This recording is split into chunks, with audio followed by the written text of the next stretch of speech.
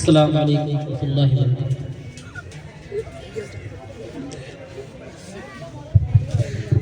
أعوذ بالله من الشيطان الرجيم.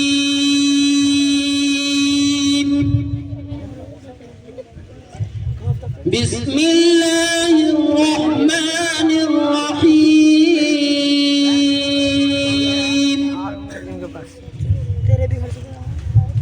وإذ قال إبراهيم رب اجعل هذا البلد آمنا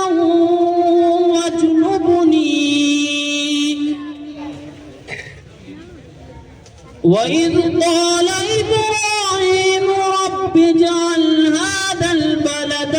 آمنا واجنبني وبني أن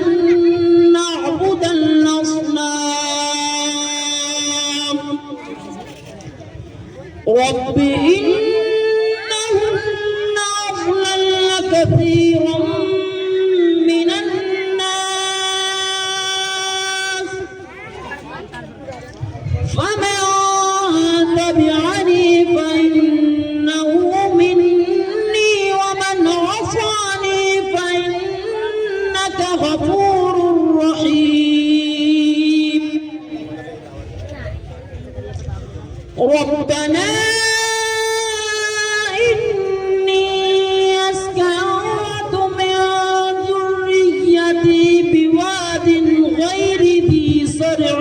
عند بيتك المحرم ربنا ليقيموا الصلاة فاجعل أفئدة من الناس تهوي إليهم وارزقهم من الثمرات لعلهم يشكرون ربنا